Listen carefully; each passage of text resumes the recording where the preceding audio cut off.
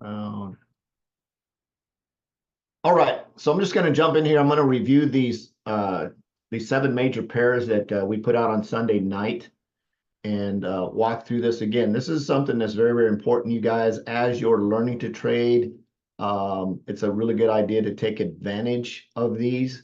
I'm also tracking these pairs to see which one hits TP1, which one hits TP2, so on and so forth, which one's going to draw down at a certain TP level, so that at the end of, I don't know how long I'm going to do this, maybe 5 weeks, 6 weeks, we'll be able to have a really, really good idea. But in the meantime, don't wait on me, right? Don't wait on me, Brian. Don't wait on me if you're watching this on recording. Every Sunday night when we do these setups, you're going to get the setup. They get come out through Telegram, through the M&S. What did you just change the name of the channel to? The M&S US 30 and Trade Ideas Telegram channel. Eventually, this is all going to transition over to our Solex, but right now he puts the entire PDF in there. There's let's see, 7, 8, 11 pairs, I think, in there for 22 total trades. If you're brand new, I wouldn't mess with US 30. I wouldn't mess with gold. I wouldn't mess with the Bitcoin side. I would just do the regular pairs and do those and set up both the buy orders and the sell orders. Quite a few of them hit. Some of them opened. One of them hit stop loss, but we're going to walk through each one of those and show you real quick. Again, I would recommend tracking these as you guys go along so you know. That way you can actually earn a little bit of income. If you're doing the funded challenge, we talked about that yesterday and how to enter these into the funded challenge so you don't blow your account so that you can win. And that's very, very important that you're going to win on those and have a plan. Have yourself planned out a step-by-step. If you're not sure how to do that, shoot me a text message, 314-498-7688. We'll walk you through step-by-step on what I would think that I would do if I were in your shoes. Again, I'm not a professional financial advisor. It's not financial advice. I would just say, hey, if this is what I was going to do, this is what I would do. Now, does it mean it's going to be right if I do it? Probably not. So let's get into this, Brian.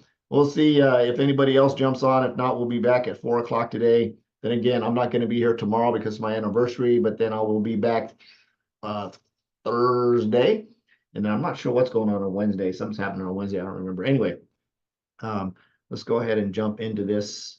Where's my screen share tab? We'll do this one here. So this is one of the first ones that was set up. Again, we're not doing the US 30. Give you an example if you're not sure what I'm talking about. We get these trade ideas that come in through our M&S US 30 channel. You can't access this channel without having a membership into our trading academy, but he drops 22 trade ideas. He's got US 30, gold, oil's the other one, Bitcoin. So these top 4, I wouldn't recommend as a brand new person, but doing these pairs down here is fine. You're going to come in. We do a training every single Sunday night at 7 o'clock to show you how to enter these pairs. That's when we do that. Actually, I'm sorry, I changed it to 5 p.m. Central Standard Time. It used to be 7. It's 5 p.m. Central Standard Time. You can jump on and join us and get enrolled. And we'll show you how to enter each one of these. I usually go to TP2. I don't go through this, but I'm tracking all of this stuff so that we can leverage this and then show you exactly if you're going to do a funded account and a prop firm where they actually give you money after you pass a challenge. We'll show you how to pass the challenge, how to win the challenge, then how to take the live money and do exactly the same thing so that you can make money every single week. Depending, you go all the way up to $200,000 challenge. The process is exactly the same whether you're doing a $5,000 account or whether you're doing a $200,000 account. I'll talk to you and show you how to leverage that so you don't blow your account, so you can pass the challenge. Everything works and you have some live money to trade on. Pretty cool, right? So these are the pairs. We're going to start out with GJ. GJ hit pretty good. It came in, hit our entry point here at about 5:15, which was right at, we were literally working on doing the training when this bad boy entered, so it was live. So we entered this, it came through, it hit TP2 that we entered into our trading software. It went all the way up and popped TP4 position. Of course, turned around and came back all the way back down, all the way back down, all the way back down. Matter of fact, Abdullah just got off of a update call here about an hour ago going through updating these because it actually came down. This you could have did this trade like 3 times, depending on where you're at least for the sell side. It came down on the sell, right? It didn't make it to TP2 before it stopped out. It actually stopped out before it hit TP2, but it did hit the TP1 position, which was like 10 pips. Again, it's money. You can pick whatever position you want. I'm a TP2 type kind of guy. You could be a TP2, TP1 kind of person. Totally up to you. It came down. This candle activated here, the 23.15, or that's actually 11.15. p.m. This candle activated it. The very next candle stopped it out before it hit TP2. It drew down all the way 114 pips. You do not want to have a 114 pip drawdown on a challenge account. You will blow your account. They'll kick you out of the club and you'll have to start over. So I come in and I set my stop losses. When I set a stop loss here, we go into the trading software and I enter it as a dollar amount of whatever it is, depending on that challenge. So for example, if I'm doing a $75, $5,000 challenge, I'm setting at $75. If I'm doing a $50,000 challenge, I'm setting at $750. Again, that's like 1.14% of the balance, which is cool on that account. And of course, if it wins to TP2, like this one does, it wins to TP2 on a $500 account, you're taking $100 on a $50,000 account, you're walking away with $1,000. That's my math. I'm not going to get into that right now. I'm just throwing some stuff out there if you're doing the challenge. If you're not on a challenge account, not on a funded account, you can do whatever you want to and draw down, right? If you have a big fat account and you can afford 114 pips in a drawdown and you've got a nice 5-figure plus a trading account and you can draw down that much, then fine, you can hang out and set your stop loss to whatever you want to set it to. Again, I wouldn't go over 2% max of your total balance as a drawdown. You can do whatever you want to with. Some people do 3%, some people do 5%. It just depends on the size of your account, how much money you will. So this is the GJ hit. This is a win. This one, if you chose TP2, ended up being a loss. TP1 was a win on this particular trade here. Did I hit the record button on this, Brian? I don't remember. Hold on, let me see. Yep, I'm recording. Okay, want to make sure. Right. Yeah. So don't want to do this. Okay, coming back. All right, so cool. So coming back here to our next one, this was Euro USD. It's just lollygagging around. This was the entry for Abdullah's trade. This was the entry for a sell stop. We also jumped in and entered a sell limit from Luis over on our M&S guy. He entered the sell limit trade. It activated the sell limit here. It activated it, and then it's just sort of been lollygagging around here. Not sure where it's going to go, but we entered the sell up. Same exact parameters. Put in your dollar. If you're on a funded account, doesn't really matter where you set your stop loss. It matters what the dollars are according to the lot size. So if this does run up and hit my stop, I'm going to risk on a $5,000 account. We had it set at 75 bucks. If it comes down here and hits the profit side, I think it's like 114 bucks. Again, the whole goal is $100 a day keeps the bill collectors away. $500 a week is going to change somebody's life, right? Again, if you have a bigger account, you want to go to a shorter term, let's say you want to do the TP1 position instead of the TP2 position, you can increase your lot size and limit your risk that way, just increase your profit. You can move it into that side. If what I said just confused you, don't worry about it. We're going to cover all this stuff every Sunday night at 5 p.m. You can ask that question like, what did you mean by that? And we'll definitely jump in and do that. So this is a trade that's actually running. We'll just see where it goes. It's just hanging out, lollygagging around. If it does a solid break again, especially if it breaks below this low right here, because you can see there's a zone right here, right? There's a little mini zone there. If you want to push it back, if it definitely breaks below here, it's definitely going to come all the way down in this way, in this area somewhere. Just got to keep an eye on it. It's going to push into the new day here in a couple of hours. So it's 1 o'clock Central Time right now. It's 2 o'clock Eastern Time. So the market should be shutting down here in about 2.5, 3 hours here. And we're going to move on to a new day in the Forex market. Now, trade number 3, the GU actually came up, hit entry point, came up, hit the TP1. It was just shy of TP1. TP1 was 25. What was TP1? Let me see. TP1 was 25,700. This came right up to 25. What was my high on that? 25,696, like 0.4 of a pip, just shy of the TP1 position. TP2 was up here. We're going to run this. Of course, we got the stop loss set down here. We're going to see where this goes. It's hanging out right at entry. We've got a resistance level here. It may come down, turn around and come back up. We'll see where this bad trade goes, but it's actually active and open. Again, every trade is not going to be a win when you're trading. So if you start to go into drawdown, your options are when you do this, right? If you set your TP1 and it just missed and you saw that you're in profit, there have been no problem with just closing the trade and taking your money and walking away, right? Right now we're back at break even, so it's probably at a little bit of a negative in the trading account. Again, the maximum I can lose on this trade is $75. right? That's what I set this up for purposely. And I think the win on this one was like $107 or $110 or something on the win. And my goal is to get $100 on a win and not lose any more than $75 on a loss. That's my goal on these. Again, that's the funded way I'm thinking. It's just a little bit over 1% on both sides. Moving into the AUD USD, AUD USD, it entered, it hit TP1, it came up, it's sitting in some drawdown for TP2, and it's just sort of hanging out at entry right now. It may go to TP2. Again, this is the AUD USD, and this is the buy entry. I don't know why I have no notes up there. I have no idea. But anyway, I should have notes on it similar to this one. This is the entry. This is the sell stop order down here on this side. For some reason, the the gold decides that it wants to head towards the basement because the dollar takes off.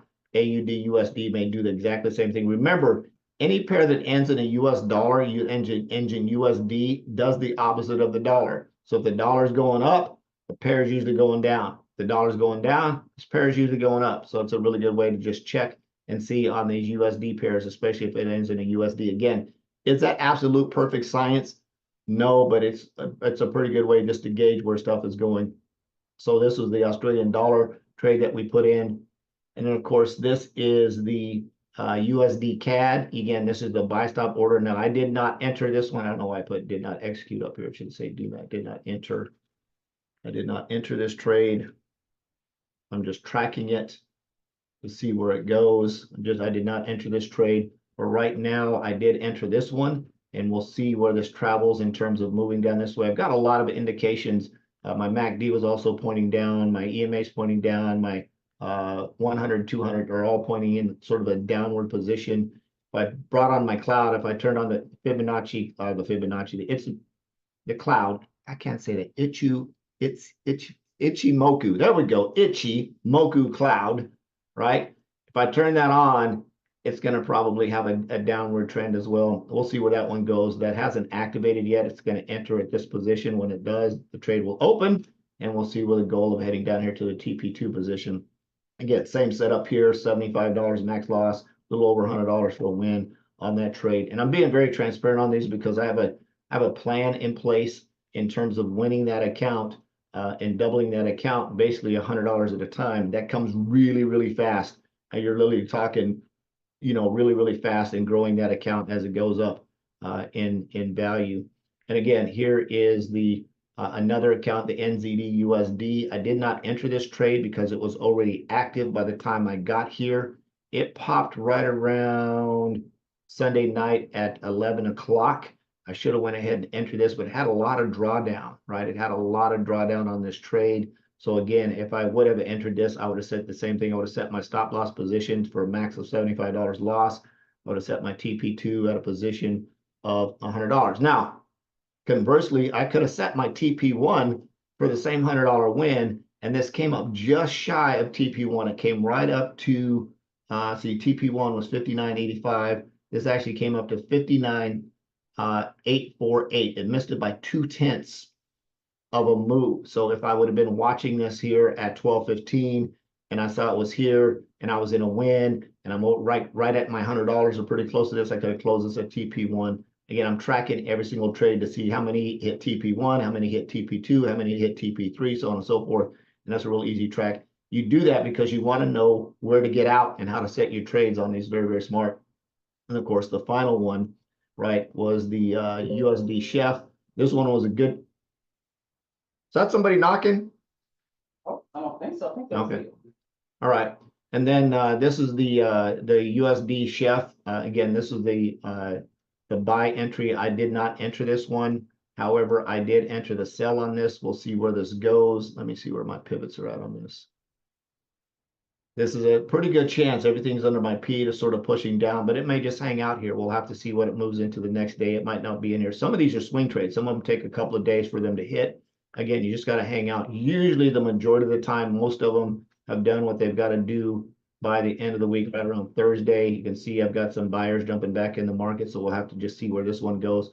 Again, not every trade is going to be a win, but I am tracking each one of these to see which pair is good. And I wouldn't recommend, again, if you're brand new, you can enter all 7 of these trades. So you're going to be entering 14 positions. You're going to enter a buy and sell stop on each one of those. That would be 7 of those times 2 is 14 opportunities for a win. And if, again, some of them may or may never hit, right? They may never hit the buy stop or the sell stop area. That's absolutely okay. But if you limit your risk on these while you're learning to trade, this is a real good way to earn a little bit extra money. On top of that, if you plug into like Abdullah, when he does his chart review, he does them on, I want to say Saturday mornings, he does them. He goes in and sets them up, and then he posts them on Sunday evening-ish time frame, give you time enough to go in, because the market's not open on Saturday, so you don't have to rush and try to put them in. Your software won't work anyway.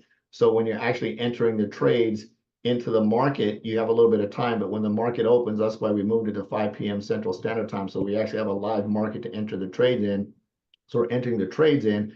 And then today on Mondays, he comes in Monday at noon Central Standard Time. He jumps back in and does sort of a recap of where he's at on these trades. So you can come back and do any adjustments. Like he did a big adjustment on the GU trade, which I'm good, right? You don't want to be greedy when you're trading. And that's very, very important, is not to be greedy when you're trading. Put the trades in Sunday night. Now, this is what I want you guys to think about. A lot of people say, I don't have time to trade. Oh, hold on a second. Hold on a second. Let's see what it says. Good time, everyone. Today till the minute, no liquidity in the market. Hence, no shares up. Okay. That's I'm looking at some US 30 stuff. So anyway, back to what I was saying. So Sunday nights, if you don't have a lot of time to trade, right? If you don't have a lot of time to trade and you're saying, oh man, this is cool, I want to put a little bit of fun, I want to put a little bit of money in this, or maybe you just can't get in on the live sessions. These trade ideas that we put out on Sunday nights is an absolute cool way to go in and enter these trades into your trading software, set up all your limits so you're not risking and blowing your account, whether you're doing a funded trading account or whether you're doing just a regular trading account. I recommend practicing on a demo for the first little bit so you get an idea on how to enter all this stuff. And when you enter the demo stuff, you get all that entered in the demo. You can practice for a week. You set them up on Sunday, and then you just walk away from your computer, right? And they're going to do what they're going to do. They're going to do what they're going to do. Now, when you're in the group, right? When you're in our extreme trading group, our team here, if I look at a trade and I know everybody's entered it, and I see that it's like, just like I said, 2/10 of away from a profit, I may just go ahead. Hey, if you're in profit, you might want to close this trade, right? To walk away with the money, just to sort of keep everybody eye on this. And the cool thing about our group is everybody in our group sort of does the same thing. So it makes it a really, really cool opportunity for those people that work full time. If you can be around Sunday night at 5 p.m. when we set this stuff up, you can have a really, really cool week without really having to. It's almost like trading on autopilot, right? Just set it and forget it and walk away. And then when you do get time to plug into the classes, you can plug into the classes after work, or maybe get up first thing in the morning and plug into a class before you go to work. It's a real great opportunity for people that have a full-time job. If you don't have a full-time job, and then there's some other stuff that you can do, some strategies to make some money as well. So I'm going to wrap up with that. Just see if Brian or Jeremy have any questions before we call it a wrap. No, I'm good. Cool. Just real quick on the GJ trade last night that was hit entry as we were on training, and then the one that hit T or hit the stop loss, the sell stop that hit stop loss. Once that buy stop it hit when we were during the training, should we have not entered the sell stop? Should we have just left that out of the game at all? Because that's something that usually happens. Because a lot of stuff I've noticed, it seems that crazy stuff happens in the middle of the night when I'm sleeping. You know, stuff takes off, stuff goes the other way, just a lot of things that seem to hit stop loss in the middle of the night. And I'm just, should I leave trades running all night long? Yeah, when you set these up, some of these are going to be swing trades. They're going to run for several days. So you've got to set your stop loss. And again, I make fun of it, but Scott, we almost need to get loser t-shirts that says I'm a loser, I'm okay with losing. It sounds nuts, but we have to have a mindset of realizing that's why we track everything, right? That's why I track everything. Like with our gold trades that we take in gold, I know that 82% of the time his TP1 positions on gold is going to hit because I tracked them all the way back to October. Now, When you're dealing with gold, you got to have a big boy account, right? And a big boy, big girl account, because you don't really want to mess with that on a funded account because it'll blow your gold moves like that. So going back to what you say, you've got to be really careful in how you're setting your stuff up, because gold has a long range sometimes that it moves, and it might come up to TP1. It can go from 0 to TP1 literally in like 2.5 seconds. Like it'll hit 10 pips in 2.5 seconds, where Euro USD could take 2.5 days to go 10 pips. So you got to consider how you're playing. So to answer your question is, and I'll go back and screen share this so you can see, and I think this will answer your question. So this activated just as we're in here. So you go in and you wouldn't have set a buy stop on this. You would have set a market execution, right? So you wouldn't have set a pending order. This would have been an immediate execution trade because we're at entry. So we would have executed, rather than doing a buy stop, we actually enter the trade. So you don't have to worry, enter. The entry is where we're at right now in price. You just would have went in and entered your profit position, whatever that was. You entered in your stop loss and you hit the buy button and the trade is off and running. You could still turn around and enter the pending order for the sell stop, because if you did this, for example, if you did this like I did, right, because I had both of these entered, I had this executed, it ran up, it got profit on this one. Unfortunately, I had the TP2 position set, so it came down and entered, it hit TP1, but it drew down and hit my stop loss before it hit TP2. So this one was a loss, this one was a win. I'm going for that all day long. I'm okay with this because my loss was less money than my win. So I got a profit on this total pair right here, on this product here. I got a total win. I've got a little over $100 and some on this side, lost a little, about 75 bucks. So I'm $25 up compared just on this pair. And then it's going to be the same thing as I go through each one of these. These two trades might not hit till later in the week. It might be Wednesday, could be tomorrow. The market opens, we'll see where they're going. This trade is actively running. This is, again, outside of what we talked about. This is sort of a bonus one we talked about last night. This trade may come down and hit. Again, I've got my limit set on what I want to lose. Same thing on all of these trades, right? This one is active, right? We'll see where it goes. Hopefully it'll turn around and keep going back in this direction. I've got an alert set here just to keep an eye on this to see where it's going. Again, it's very, very important when you come in and set this up, you understand when you go in to enter those trades on Sunday night, if it's at entry, then you're going to do a market execution. You're not going to do a pending order. Did that answer your question, Brian? Yep. Got it. Perfect. All right. Any other questions before we bounce? All right, I will be back here at 4:45 p.m. So for the brand new people that are coming on, are going to be getting enrolled over the next couple of weeks. If you're brand new, you haven't had a chance to plug in, Mondays, Tuesdays, and Thursdays, I do 1 p.m. and 4:45 p.m. Q&A, chart review, whatever you want to call it. Thursdays, I add in a bonus at 7 p.m. in the evening for people that want to plug into that. And then Sundays at 5 p.m. we get in and we walk through the charts. This Tuesday, I will not be here because it's my anniversary, so I'm not going to be doing any kind of work. I'm just hanging out with the wife on Tuesday. But again, we'll be back here. Our academy, make sure you plug into the ECA Academy.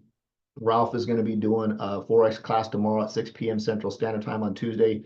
Recommend, if you can't plug in with me, that you plug in with one. You always plug into those classes because those guys are like the super smart kids compared to me. I just listen to what they do and copy that a lot. So pay attention to what they're doing, plug into those classes, go through the reviews, practice, and you'll definitely end up winning. Appreciate you guys, and I am going to hit stop recording.